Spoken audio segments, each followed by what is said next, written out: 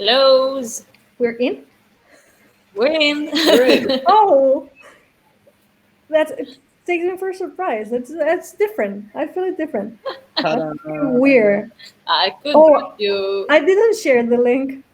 I'm just looking for like random things, but not doing this. Hi, everybody. Good morning. Good morning. Good morning, good evening. Oh. We got people all over the world today. That's lovely.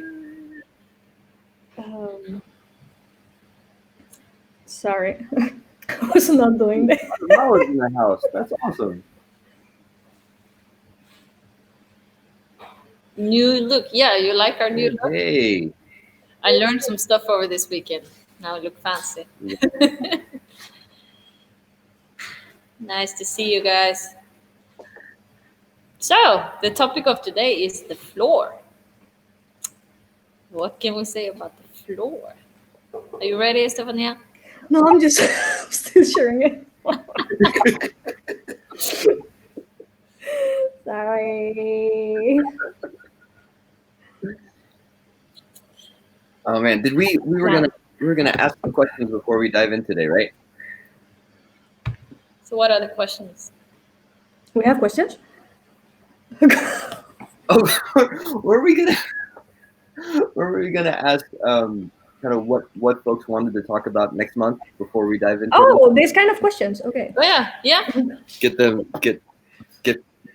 we only have one more show in the year. Yes. December. The year is gone. The year's done. The year is over already.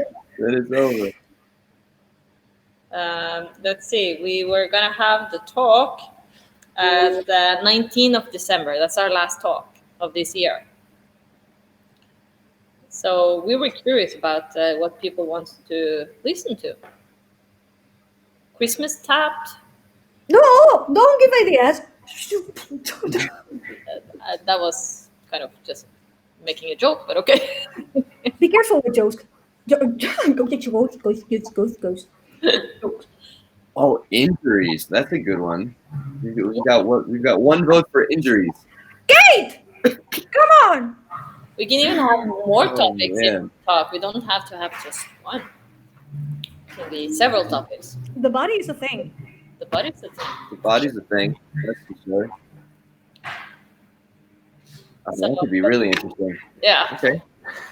So, but if you just suddenly remember something, it can be revisiting topics, it can be completely new topics, it can be several topics. So just comment or send us a message and we'll figure out something. We're open for everything. And it's going to be a big giveaway for the last time. Whoo!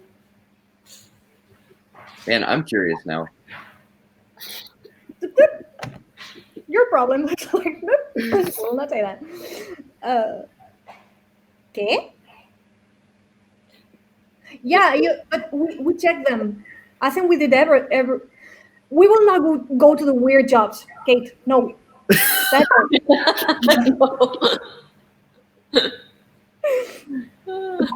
We're not gonna mess with that. that it's done. That's like, okay, no. Yeah, like dream jobs. We already mentioned that too much. We gave away too much. Oh, that's funny. But yeah, if any topics, then just write to us, except weird jobs. Okay? So, topic of the day then. Sorry, Kate. Right? On it. Topic of the day is floor, our second part of our instruments. Last time we talked about the shoe.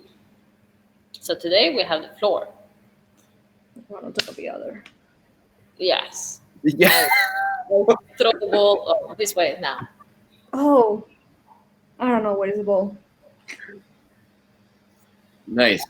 So, as we normally do, we'll start off with like a bunch of just information, and then we'll dive into kind of our stories. All right. So, shall I start? Shall I dive in? Go ahead. Yeah. Here we go. Okay.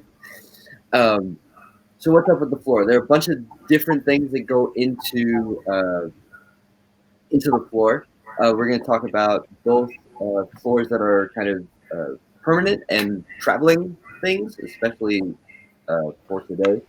Um, the portable floor is definitely a thing. Um, so this a lot of this information I've learned from my time spent with Rob Harari, who was the cat who designed Gregory Hines' traveling store for his solo show, and he was involved with the designs for a number of other shows, and also most specifically all the floor designs and miking techniques for the movie Bamboo Bit. So if you want to check that out, Rob was kind of like behind the scenes in a lot of tap stuff in the States. So when it comes to the floor, the first thing that like is a choice is the kind of material, right? Um, we have three main kinds that we'll see. One is hardwood, the other is plywood, and then you have either a laminate, which is kind of a composite and plastic, or you have masonite. Um, and that's we're not going to really touch on Marley, which is a plastic rollout surface that you find on top of some wood floors. I don't know. We've all probably had an opportunity to dance on it at some point, but it's not the preferred mode. So I'll stick with stuff that either is actually wood or tries to look like wood. Um, when it comes to hardwood, the harder the wood, the brighter the sound. The softer the wood, the duller the sound. So you have wood like on the harder side, oak, maple, bamboo. I've seen floors made of that are they sound really really bright. Um, Pine is also it's a brittle wood, but it's also fairly hard. Um, the when you're dealing with hardwood, you get wood slats and they fit together. Um, and the width of each slat actually affects the sound of the floor. So the wider the wood, the lower the pitch. The narrower the wood flat, the higher the pitch. So I was performing in a theater in upstate New York once. It was a very very old theater, and uh, they had maintained sections of the floor throughout the theater's history. So upstage was like the original floor, and it was really wide planks. And then from the middle of the stage down to the front was they had done a remodel, and it was narrower pieces of wood, but the same kind of wood. And then they built an extension on the front of the stage, and that was masonite. So historically, uh, at least in the United States, the stages were all wood. They were all hardwood, um, and so we just have this tradition, and it sounds amazing.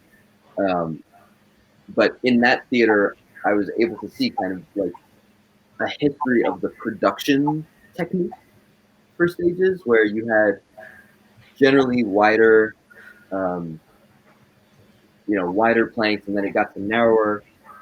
Narrower planks are less expensive than wider ones, so it affects our sound, but it also affects the budget of building a stage or building a permanent floor. And then masonite is obviously less expensive, but also doesn't sound as good. So you have those kinds of things when you're dealing with hardwood. You have the hardness of the wood. You have the width of each plank, of each runner that happens, and then you have the surface. So with hardwood, you can sand the surface, and that gives traction. So for the dancers who are worried about having like really really quick floors, you take a sanding machine, or if you have a small floor, you can do it by hand with sandpaper.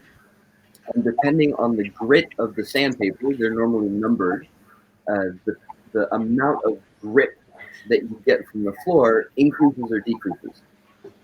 And then over time, what happens is, because wood is it's an actual natural piece of material, it will compress as we dance on it, and as it compresses, it gets more slick. The floor gets faster. So what you would normally do is you would sand the floor, you give it a particular grip, and then over time it'll get faster and faster and faster, and then you just sand it again. As the buildup of the metallic deposits from the taps get put on the floor, you'll get indentations from toe drops and like digs that get on the floor. So you sand it, and then over time, the amount of sanding that you do, a floor will have a certain lifespan depending on how much work goes into it, how much sanding happens. Because every time you sand, you literally take a little bit of the wood off. So, you sand it enough, you get, if the wood is about about half an inch or maybe 3/4 of an inch thick, it'll go down to like half an inch and then 1/4 of an inch. And then you can literally sand through a piece of wood if you use it that much. Hopefully you'd replace the floor before you get there. The one surface that is, so that's the hardwood. That's the hardwood world. Plywood is a completely different beast. It's essentially all the wood scraps get glued together and they make a quote unquote wood floor. The thing that happens if you dance on just raw plywood is that it starts to chip, and you'll have pieces of the plywood flying everywhere because it's literally built of little pieces of wood that get glued together. So there are kinds of plywood that are better than others. You can get really big plywood sheets where 3/4 of, if it's a 3/4 inch sheet, 98% of it is plywood, is this particle board, pieces of wood that are glued together. And then the last piece, the last sheet that goes on top is a sheet of hardwood. It's either surfaced with maple or surfaced with oak. It's not hardwood slats. It's just a little sheet. And what that does is it gives you a protective layer so that when you're dancing, it's not going to splinter. Your taps aren't going to get stuck with a piece of plywood underneath it. But you only have that little bit of layer. So it's not gonna last a sanding. And if it gets hit or knocked on the edge, that might splinter. So that might splinter off.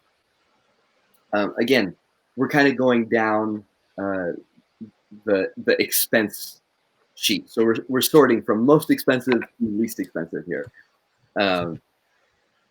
So the plywood that's surfaced is a little bit more expensive than raw plywood, but raw plywood, I used to have a plywood board in my room, and every time I would dance, I would have to vacuum. Like it's just it's a mess. So that's the thing. The other kind of surface that's possible, or that looks like wood and is often sold, is laminate. And laminate's essentially plastic, but they treat it in a particular way so that it looks like wood, but it sounds like plastic. So it's hard, but you're not going to get the same kind of tone or resonance that comes off of either a hardwood floor or even a plywood floor, because the material itself is different. I just want to put that out there because even in homes, you can go and you might see what looks like a hardwood floor, but if you knock on it, it's actually plastic. So just keep that in mind. So when we're dealing with permanent installations of floors, one big question that I like to ask is what's underneath, right? What am I actually dancing on top of? So if a floor is, I do this when I walk into theaters often. You know, as tap dancers, we've probably experienced that moment where you walk in, you drop a heel, and like the it feels like a boom comes from somewhere else, and you know that underneath that area of the floor is nothing, right? There's probably very little other than air and space underneath. But then on the same floor, you can walk somewhere else, drop the same heel drop, and it feels tighter, and there's no boomy sound, no boomy effect. So that has to do with the subfloor. There are a couple different ways that subfloors happen. Floors can either be installed right on top of whatever's underneath. So there are wood floors that are right on top of cement. That can be really hard on a dancer. There are wood floors that are on top of what are called spacers. So you would have 2x4s or maybe something less, something smaller that are laid out in kind of a grid pattern, and then the actual dance surface, the actual hardwood floor, is just laid out on top of that. That's one way. That's something, you hear the term floating floor gets thrown out a lot. One way to float a floor is to have it just laid out on top of spacers. The other way is to use foam. And so it's either foam blocks or foam in between the spacers. And those are the two main techniques that happen. If you're in a space that has a floating floor, you can normally tell because the floor won't go to the very edges of the room. And even if it's not floating, a hardwood floor normally doesn't go all the way to the edges. You normally have a molding or some sort of covering that covers the space between the end of the floor and the wall. Wood is affected by weather, so it will expand and contract depending on how humid it is. And so you normally leave some space around the edges. And with the floating floor, that floor actually moves, like it literally shifts. So you'll also notice if you have a space that's a floating floor and they didn't know that they wanted to install the floating floor before they put it in, that you'll have a step up into that room because you're accounting for the float of the dance space. So a couple things. I normally ask so that I don't have to find out by dancing how hard a floor is. I get a sense by whoever installed it or whoever is managing the space, kind of what my give on the floor is going to be. With portable floors, we have kind of the same choices. You've got everything from hardwood that's on a subfloor to surface plywood to raw plywood. I've seen people build floors out of. The big question, I think, with a portable floor is how heavy do you want it to be? Hardwood floors are really, really heavy. The plywood, whether it's surfaced or not, can be a lot lighter, especially if you go for the thinner size. And then how you're like the choices around what happens underneath become big with a portable floor. Are you using just foam blocks, or are you building a frame out? Do you have, if it's all wood construction, do you have kind of some sort of foam in terms of what's actually contacting the floor that you put your floor on top of?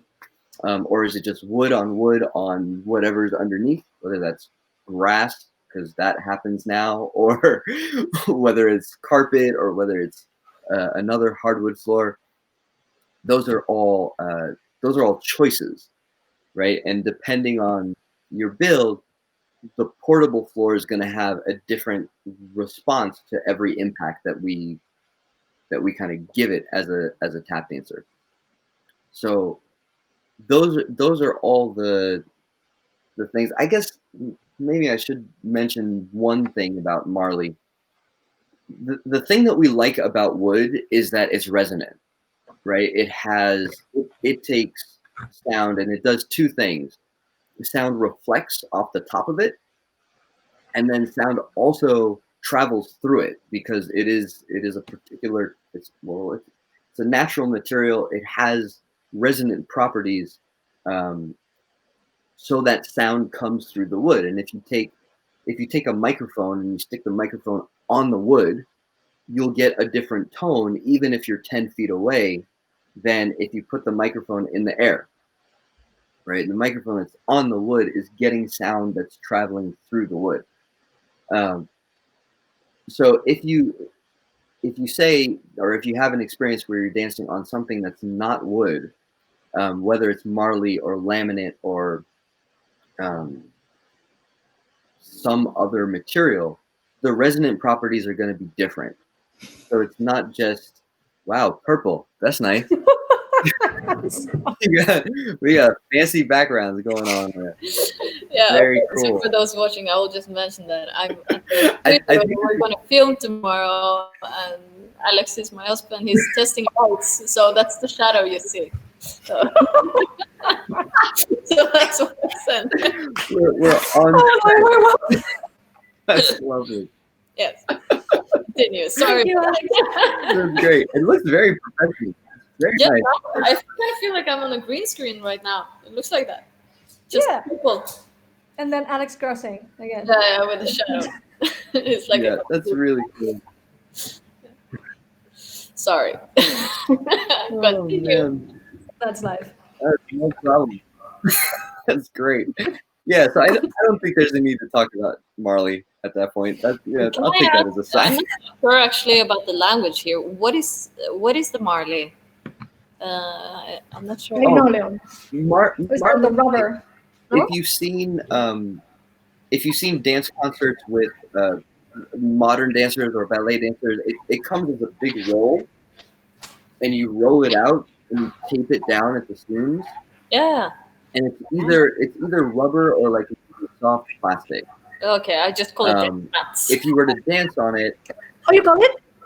I just call it like, I don't know. I think it's a really bad like straight translation from Norwegian that I made up. Dance mats. Doesn't make sense. No, we call it linoleum. Yes, or that. Yeah. So linoleum is actually a different material, but it does the same thing. You can get it as a roll and you roll it out. Linoleum would be harder than Marley, and often sometimes slicker. Okay. But there's like, yeah, they're both essentially of the same family. Which is thicker? Which is thicker? Marley is normally thicker. Okay. Linoleum is normally faster, or can be faster. Like it's slippery, more slippery. Yeah. Okay. Yeah. We lost Estefanía. It can be.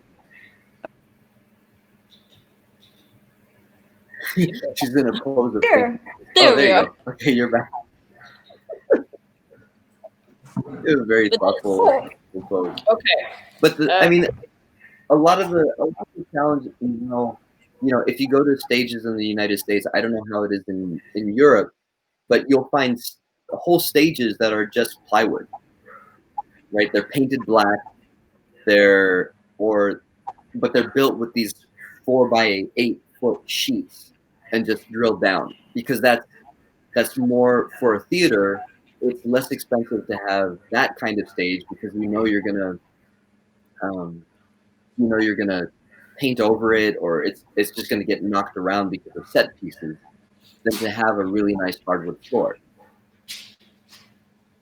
One other thing I should mention with the hardwood floor is that there are multiple ways to treat a floor. So, if you go in and you go to a home that has a hardwood floor, there's often a sealant or something that they put on top that essentially, if it's not an oil, it's essentially a layer, like a super thin layer of plastic that ends up happening on top of the floor. And as a dancer, it doesn't last a long time, but it's something that you're dancing through to get to the natural wood. And so, the most organic situation is where you have a hardwood floor that's only been treated with oil, and that's it. That's also like the most expensive and the highest maintenance situation that you can be in. Yeah, because we're talking about a big issue here about finances, the economical aspect of the floor here. It's huge. Yeah. At least, I mean, yeah. In Norway, there's not a trend of having wood floors at all, and it's really sad. Yeah. So just know that there's the thing that actually people like Kate. That's fancy too. Yeah. At even championship, they had to dance on them because they don't care, right? And that's also an issue that they don't prioritize tap dance in a way. Yeah, I think there's this. Yeah, to put it kindly. No, I don't want to go there. I mean, there are a lot of variables that go into that, and I think one of them, that could be like a whole nother conversation. But there is this defense or this kind of question around, well, why do tap dancers actually need to have a wood floor? And unless we have like a really good defense to say, well, it actually changes everything about what we do. Like the floor surface changes our ability to execute particular moves and particular vocabulary, and the sound changes the composition, like whether a particular move gives us the kind of note that we want or not, changes everything. But then, so in my opinion, here we talk about a bit of educational issue here that maybe a lot of people don't portray tap dance as a musical instrument too, because then you don't have to worry about exactly what kind of tone you get from the floor. But if you start educating your students and the people around you that tap dance is also a musical instrument, and regards to that, you also have to actually be careful with what kind of layer you have to get the correct tone, then maybe people will start viewing it a bit different. And injuries. Exactly. The floor has so much to say about the knees and everything. I know tap dancers who doesn't teach wings on floor because they always have this linoleum sticky or marley sticky floor that is not good for the knees. So you're losing a completely big, important vocabulary in tap dance because of the floor and injuries that follows. And I love Luthier for that because they have in my opinion, the best floor in Europe. There's no other dance schools that has that floor. It's amazing. It was expensive. Yes. It was really expensive. Yep. Then everybody talks about it too, that they want to go there because of the floor. But I can dance there for 8 hours and no pain. Yeah. But what happened with because back in the days, all dance studios used to have this like hardwood floor that it got torn down, but it lasted for a long time. And nowadays, there's not even a question. It's just, linoleum. That's it. I wonder what happened with because I don't think people have less money now than they had back in the days. I think it's more the opposite. I think it's laziness. I'm Huh? let's see. We have some Like- questions here. Like if there's low mantenimiento, how you call that? Like if you put this thing, there are less things to do. Huh? Okay. Yeah. I'm not sure if I follow. Explain a bit. No, I mentioned like maybe it's laziness. Like if you go to theater, like can I dance here? No, because you're like falling apart the floor. That takes time to take care of the floor. Then you Yeah. put the Marley and ta-da, and people is lazy, not Yeah. without money. No, that's true because Just an also opinion.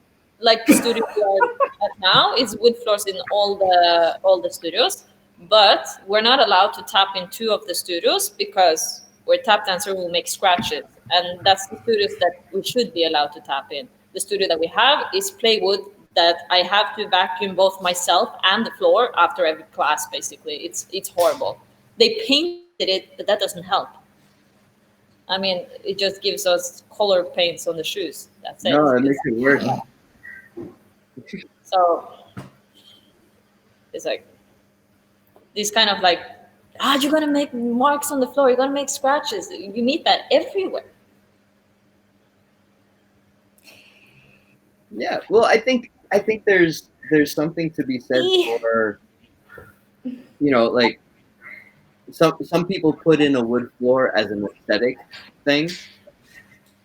Like it's an investment. It's supposed to look a certain way for 30 years, and the way that you make sure that it looks a certain way is to seal it, and to so that if somebody walks in with high heels, like still the stiletto heels, or somebody walks in with dress shoes and they scuff it, it's you just take a damp mop and you wipe it, and the sealant takes care of it, and it doesn't touch the wood, literally. And there are you have an ecosystem that's geared towards that.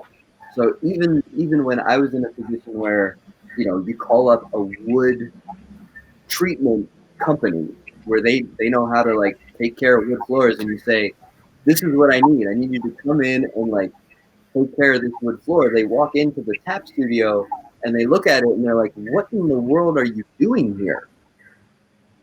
Because when I was in Vancouver, we were running 35 hours of tap dancing a week on wood floors, and so you have the metal deposits that are like in between the wood slats that have slightly opened up, and it's, the cleaner walked in and he's like, I can't do anything with this. Like, I'm not asking you to make it new again. I'm just asking you to take the stuff that's on it off. So yeah, I think it's definitely, whether it's Marley or for Marley, if you go to a competition, some of the competitions today, because they're done in ballrooms, like hotel gathering conference centers and whatnot, they're coming in with a portable stage that's metal. So you come in with a portable stage, it's metal, you set up your grid, you have professional lighting, it looks amazing, and then you roll down a Marley floor so that you have an appropriate surface for the majority of dancers who are going to be in there. Trying to do that with a wood floor is super duper expensive, right? Both with labor and with with cost of the floor, comparatively. That's a nice orange light. So, Kit is asking if you ever tried tap dancing on a cork floor made of corks, like the same as bottle of wine. Because she's curious, because she saw someone selling product made of them, and they have also some little pieces of floor to use in the bathroom, for example, instead of a rug. I never seen this, so I don't know. I saw it, but tap dancing on this? Are you sure? No, I think it's not I a would thing. assume that cork is really soft. Yes. So I wouldn't recommend it. We have I don't know if you guys have seen like the cork boards where you hang it on the wall and then you can pin things to it. It's like so if that's the kind of thing that they're putting on the ground and being like, all right, it's a hard enough surface, I wouldn't go for it. But wouldn't that more work like a maybe something to put under a wood floor to make it a bit easier on the body? To get I some. think it's not enough, but No. It'd be something, sure. We got one more. Sareta is asking, what's more important for you? The sound of the floor, or how do you feel dancing on that specific floor? they're like two different questions. Wait, I'm confused. Like, You go first. no. Sareta! Like, there are two different things. Like, how you feel dancing on specific thing or the sound? What is more important? I think it's not a thing to choose in between. I don't know. But they go a bit hand in hand too, because if you dance on a floor that you don't feel comfortable, normally it doesn't sound good either. You make it work. Well, no. Like this, this not the same stages as you were talking about, Andrew, but the one that is like pretending to be wood, but it's actually plastic. This kind of like build-up stages. Often on gigs that doesn't have like a normal beautiful stage, they build these stages up without putting anything on top, and you can tap dance on it, and you sound out, you hear the plastic sound, but you still like normally don't need mics or anything, but it doesn't feel good, that kind of layer, and it doesn't sound like if you would be dancing on a nice wood floor. It doesn't sound like that. I mean, I think it's like two different things, because we need to understand like the floor is part of the instrument. The floor is the instrument. Then it's because of like maybe It's it's like wood floor. Yeah. What? This saying that what is the sound of one hand clapping? Okay. No? Exactly, it's nothing. That's the same. The tap shoes, it's not sound. That's beautiful. Oh. Yeah, I mean, if we define a percussive instrument as like the thing that you hit, then in tap dance land, the floor is the Okay, wait. No. Continue. I'm trying to get the translation of this question. I'm so confused. Go. But I think it's the sound. So analogy: a guitarist goes to a store, they pick up a guitar, they look at both things. They look at how like the instrument feels on them, and then they look at how it sounds. Right, and there are a bunch of different things that can change it: the weight of the pick, the gauge of the strings, the construction of the guitar, like what kind of wood, how heavy it is. All those things can change the feel and the sound. And so I don't think there's a separation between the two. But how can we make this a bigger topic in our world? Because I see that as an issue. Many people just accept that we have a dance studio and it's linoleum. There's no talk of the floor as an instrument in that way, except maybe of the top dogs, and that's it. And it needs to start earlier. It needs to start at the ballet studios who has tap dance. It needs to start from the beginning, that to make a change to not dance on plastic.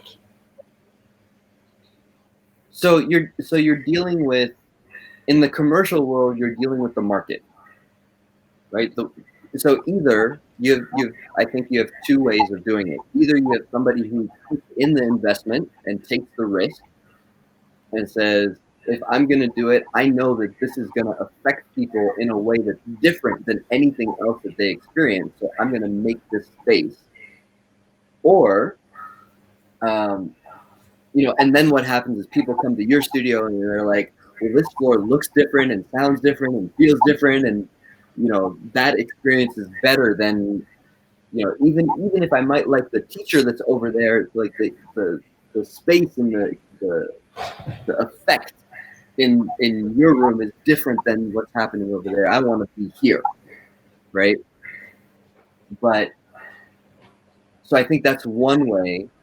I think the other way to do it is for the folks who are touring and for the folks who are who have sway, who have pull in the market, to be really clear about what it is that they need when they come to a stage. You know, you don't want to get booked as a tap dancer and walk in and realize that the entire venue is carpeted. And I've heard of that happening. So you have, you know, for a touring artist, you have a rider. On that rider, you have spec of the floor that you need in order to present either the performance or the show or whatever it is. And you have to assume that nobody else is going to know. You know, I've worked with directors and producers and booking agents and, you know, venues, and they're like, tell us what you need. And unless I had someone to help me with that language, I would end up, I'd go, I need a wood floor. And they'll be like, what kind of wood floor? Like, how big do you want it? What kind of mics do you need? Like, there's a lot of questions that on the production side get very, very specific and very, very like granular. But okay, that as a dancer we might not always know. One thing is that, you know, when I hope this sound correctly, but when Andrew Nemr says that he needs a wood floor, they will try and get it for him because they want you. But what about all the rest of the tap dancers that doesn't necessarily have that heavy weight of performing there? So they prefer just whatever. They take the tap dancer who's not going to make problems instead, the tap dancer who's going to tap on anything, you know? And that's a lot. Yeah, I was not always Andrew Nemr. Right? So when I had Cats Paying Dues and we were going out to tour, and I knew every venue was going to be like, I'm sorry, you're bringing how many tap dancers? And you want them to be all on our floor? Like, no, you can't dance on our wood floor. We had to find a solution that did what we wanted to have happen in whatever space. Mm-hmm.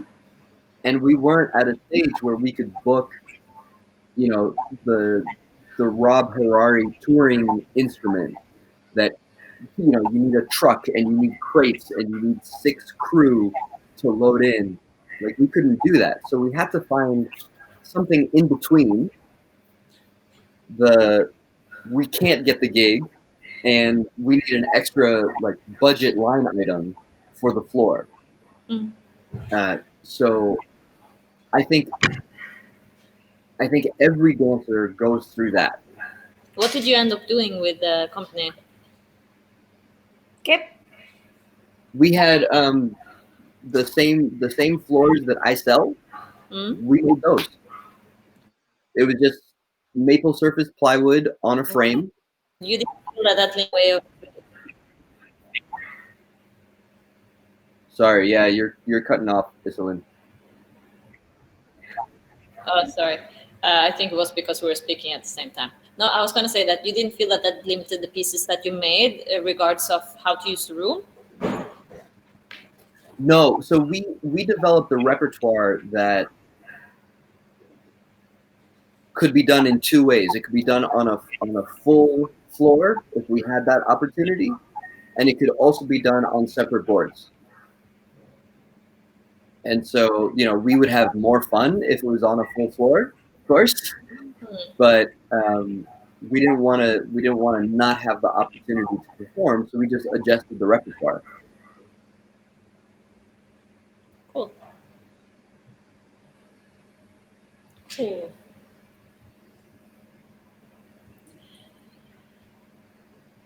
I think this needs a shout out. Kate says that she's proud to say that the Tip Tap Studio in Warsaw is the first professional tap dance school with its own professional wood floor in 2 classrooms. I'm jealous. I want that. That's my dream. Beautiful, Kate. That's awesome. Yes. I think they've been posting videos of how those floors were being installed. It was super fun to see. Question. Is plywood and particle board the same thing? No, they're not actually specifically the same thing, but they basically have the same kind of manufacturing basis. So they both take a bunch of scrap and make a sheet out of it. So in plywood, you're taking pieces of wood that would not have any other purpose and gluing them together and kind of making a sheet out of them, and then that becomes your plywood sheet. In particle board, I actually don't know what the particles are, like what the source material is, but it's basically the same kind of construction. And what happens sonically with a situation like that is that the sound, whereas in a hardwood piece, you hit on one end and you have solid material that the sound goes through all the way to the other side, right? Along the board. And then because the boards are connected, you lose sound in between each seam, but it still travels. And it denigrates. It goes, the sound gets less and less and less as it travels through the boards. With plywood, particularly, like the sound is going through wood and then glue and then wood and then another layer, and then it's like there's nothing that's going through the board with as much integrity as with a hardwood plank, and so you lose a lot when it comes to that. You might get a similar kind of sound that bounces off the top, because more often than not you're hitting an actual piece of wood. But that piece of wood might be like this big, right? It's not a slat. It's not a big chunk. It's just a shard. So, yeah, I don't think particle board splinters as much, but plywood definitely does. And we're, in this conversation, we kind of, like, if we want to know the instrument, there's some research that you can do if you want to totally geek out and be like, what are the sonic principles of these materials? And you go in and you say, like, okay, how does sound travel through oak versus maple, or pine versus birch, or, and you learn about the instrument. It's the same thing, like, pianists would learn about the kind of wood that the piano is made of. And maybe not the structure of the piano, but at least the soundboard. I have a question now for you. What is your favorite type of wood? Sound-wise. I like oak or maple.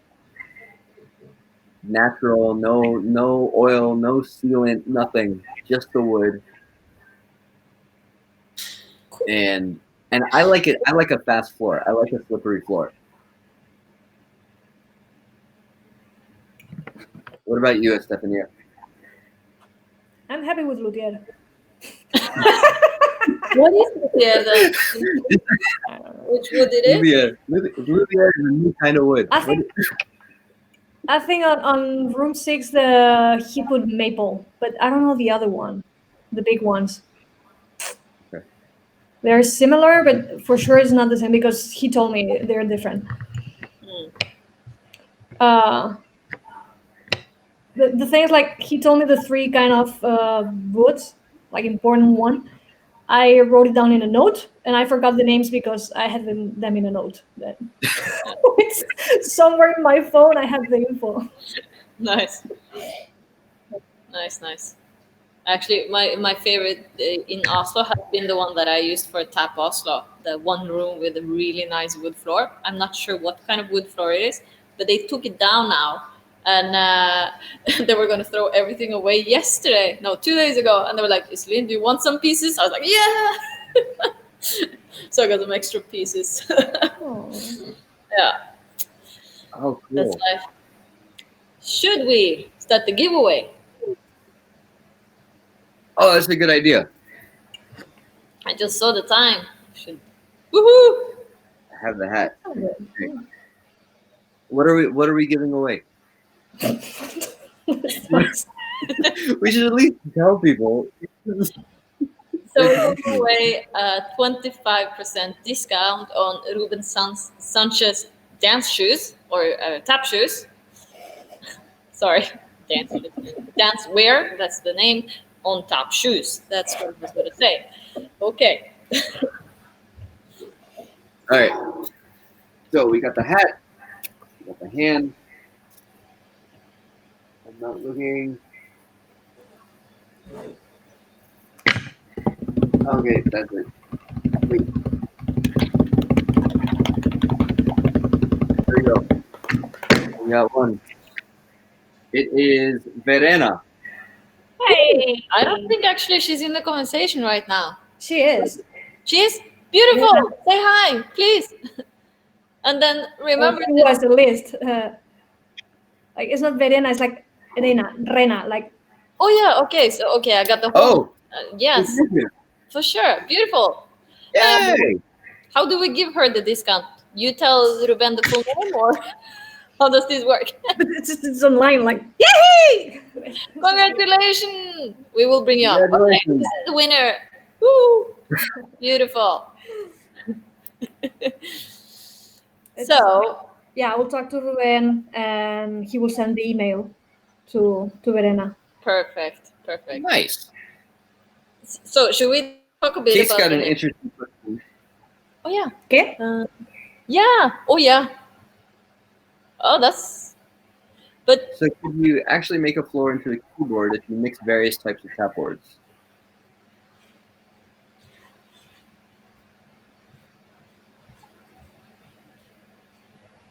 the only thing I'm thinking about right now is Tom Hanks doing the dance on the keyboard. That's what I'm thinking about right now.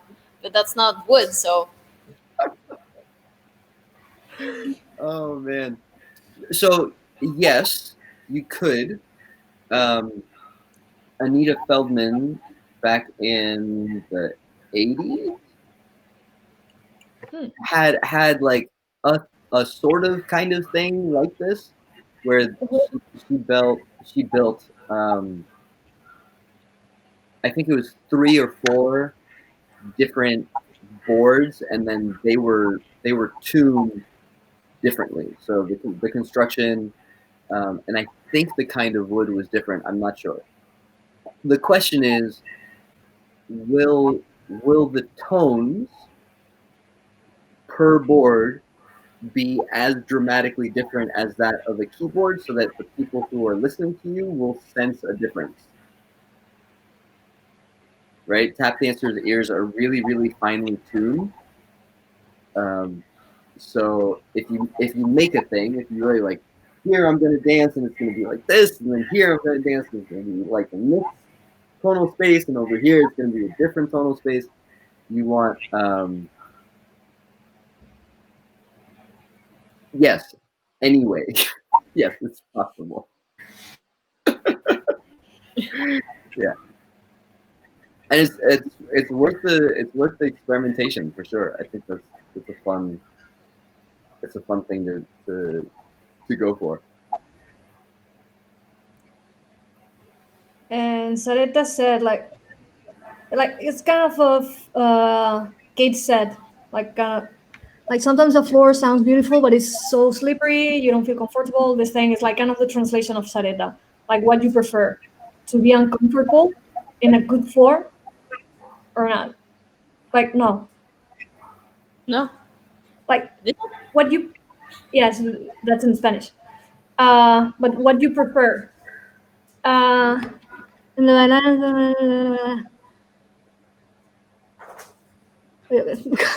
interesting. Like, if you prefer a floor that the sound is good, but it's so slippery that you cannot dance, what do you prefer? That you're slippery all the time, but the sound is good, or inverse? That's a question. Nice answer.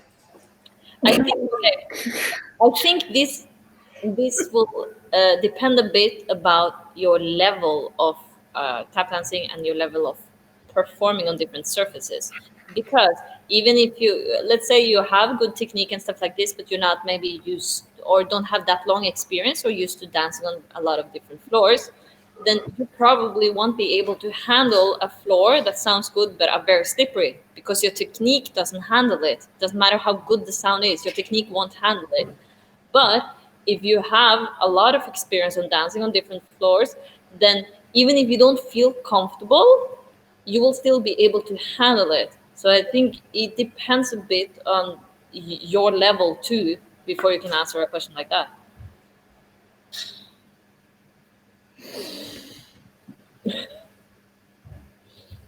No?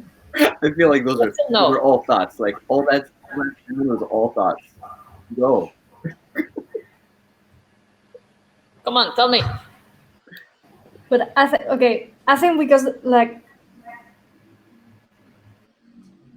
Kate, I don't get what Kate said. I think I understand what Sarit is saying, because if you try to dance more, the slippery thing is not helping. And for me, it's like finding like a specific floor that allows me to dance and not fall. Then I think I get why she's saying that. Like, because maybe if it's more sticky or something like this, you will lose the sound or something like this. I think it's finding the balance, and I think it's possible because for me the balance is luthier. Like, I can use my language there, and it's working. So I understand that that's the thing, but this floor is not everywhere. All right. Yeah, I think for me, it's interesting. It's like you want to find for me, it's like depending on the floor, it's what kind of dancing I end up doing. Yeah. Right? It's like if I go to a venue and I take my hand and I rub the surface of the floor, I'm like, that's my first check to see, all right, can I slide? Can I not slide? Can I just the floor like that. What can I do? I learned like Jimmy's slide was like testing the floor before knowing where to do the slides. Like while he was dancing and trying, like, okay, I can slide here and I cannot slide here. Like, you test the floor before knowing what you want to do. Yeah. So I think for me, if I had to make a choice, I would take a floor that had like a really large sonic range over a floor that that was like hard to move on, or that was easy to move on. Yeah. Gotcha. Yeah, I think I agree on that one. If you could choose. I get lost. Then I would take a floor that sounded wonderful over a floor that I could quote unquote like move on.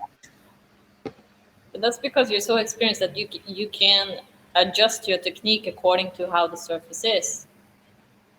right? Mm-hmm. Yeah, you adjust your technique and you adjust your vocabulary, right? But that's like we're tap dancers, which mean that wherever we go, we're dealing with a different instrument. So if you, as an individual, I think it makes sense to have a really broad vocabulary, not a really broad message necessarily, but a really broad vocabulary, so you can get your point across in a bunch of different ways depending on your circumstances, right? When you're dealing with a group of people, like a company, it becomes a completely different situation, right? Because you have set material that you're trying to get on in a particular circumstance, and then how do you adjust for that? Companies here in Barcelona had their own floor. It was a thing. Like if they were deciding to do a specific thing for the company and a specific style, they had the floor. Wow. That's nice. There's only 2 built that I know. One is from Kamut, and the other one, Sharon had a floor for his company. Cool. They're like really different, both of them. Yeah, it's the same in the States. Like if you're at the level where you're touring and you want consistency, then that's the only solution that really exists. But then hopefully you have enough bookings over the course of a year that you can invest in a floor that's going to last you more than a year. Not in 2020. No, not in 2020. No, not true. But then, since we are in this period that we are, maybe a different issue that occurs is how can you make the best out of the floor that you have home for self-practice or online classes? Because that's a real issue with a lot of students right now. Any tips, maybe? I know a student that made a tabbouleh with this wood that you have in the kitchen to cut.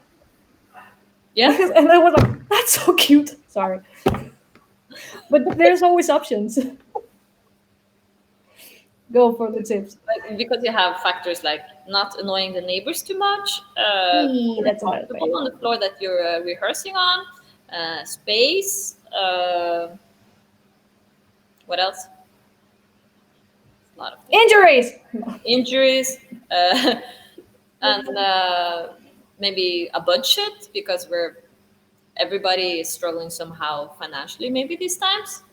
So it's a lot of different factors. So how can you make the best out of a home studio workout floor? I mean, I think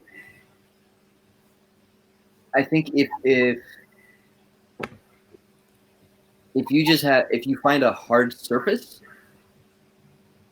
that's the place to start. Like if you have something that you don't care what's going to happen to it, but it's hard, and you can throw it down on carpet or on top of whatever kind of surface you have, that's a first thing. The second thing is like putting a towel or something soft underneath it to give some sort of cushion. Even a quilt might work. And then you kind of build, like, that's the baseline with some sort of hard surface and something soft underneath, and then you build up from there. You make your hard surface, plywood or something, or maple or oak surface plywood, but you keep the towel as your soft surface, or then you make a frame, or you can. Then it's a choose your own adventure. I get these questions a lot from students who wants to do this, like make something nice for themselves. What do you tell the hardwood store or the the salesperson that you're going to, if you're going to make yourself, what kind of wood do you ask for?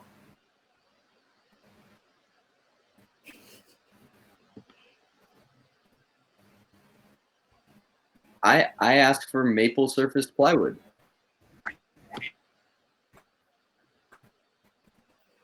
She's frozen. Yeah. Iselin, go back. Gone. Oh, but she looks cute. Oh. Was Yeah, it you're dark? back. Huh? Yeah, okay. The internet is slow now. Welcome back. Hear me? It's fancy. Sort of. He answered, yeah. It's done.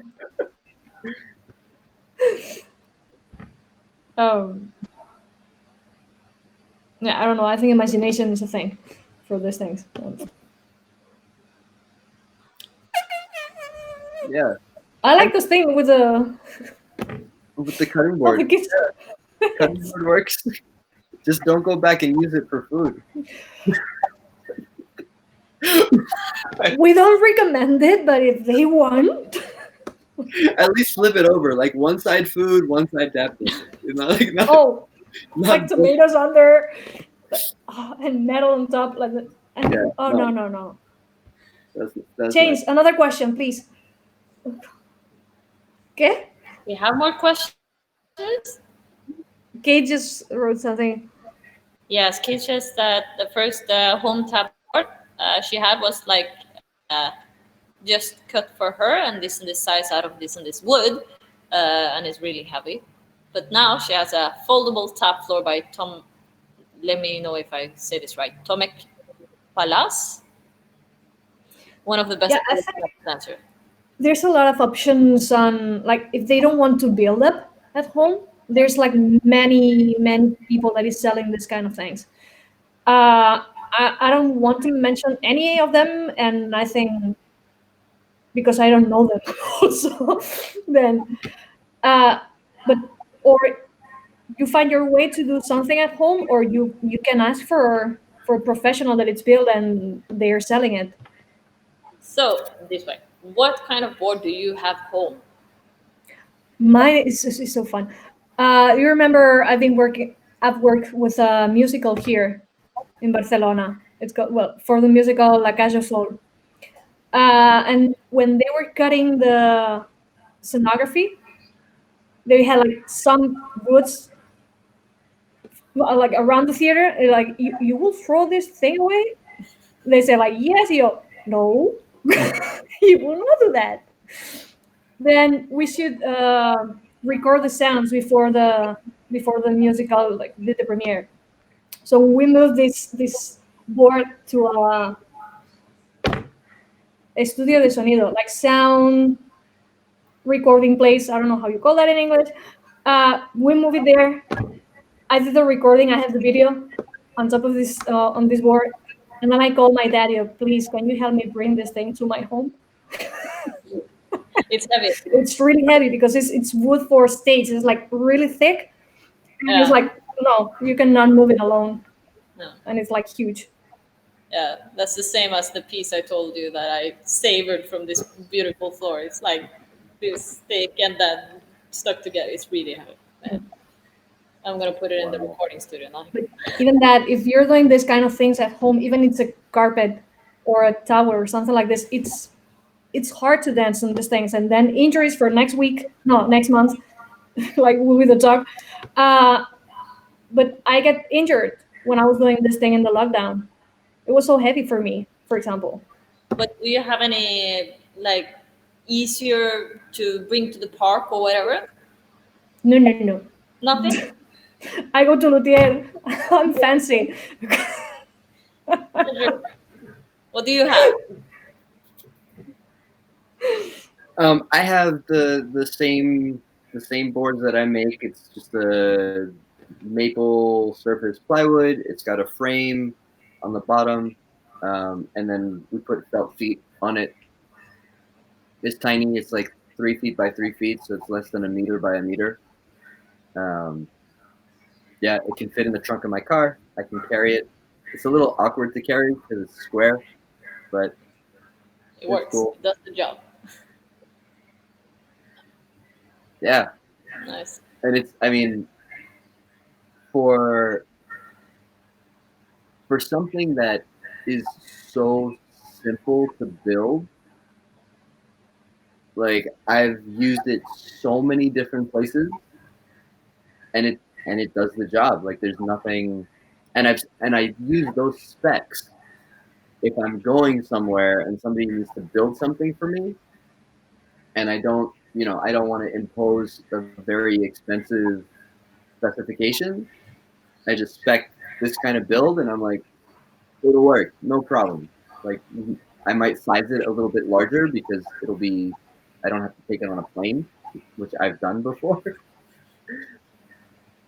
So yeah, it just works. Nice. It just works. And I think there's a sense of, at least in my practice, having to change. Like I saw a jazz pianist once come to a gig, sit down at the piano, and go, huh, that's interesting. And it turned out the entire piano was had lost tuning like half a step. So he played the entire night half a step up from where the piano. So he was transposing on the fly every tune because the piano had lost, like had just kind of gone, wah, right, and lost its tuning. And so that kind of flexibility in musicianship, I've seen and experienced live. And so when I come to practice, I'm like, all right, how flexible do I actually need to be? And, having a practice board that's a meter by a meter or a little bit less, and then also having studios that I can work in that are, very, very large, but some are really nice wood, some are Marley, some are like, it's all different all the time. So I think for me, it's like having enough of a place where I know all the things, like I keep that in me, and then whatever floor I get on, it's like, okay, what can I play with here? And it's not a limiting factor. It's almost like a freeing thing, depending what floor I'm on.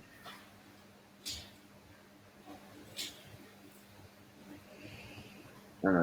It's like playing a little game. Like, what can I do here?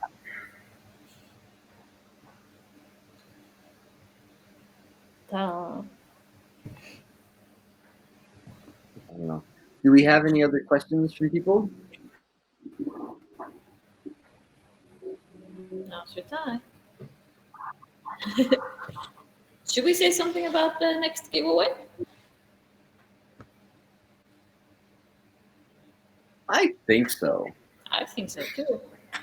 I think it might be fun to do it now, because then people don't have to worry about like catching the flyer. So we follow the same rules, right? We forgot to talk about this before we went online. Yes. So everybody saw the giveaway flyer. We will post a new one for this giveaway too. But the rules are very simple. You have to donate a little small amount and tag some people in the post. And if you didn't like our page yet, like the page. And then that's it. You're in on the drawing, okay? So next giveaway will be the biggest.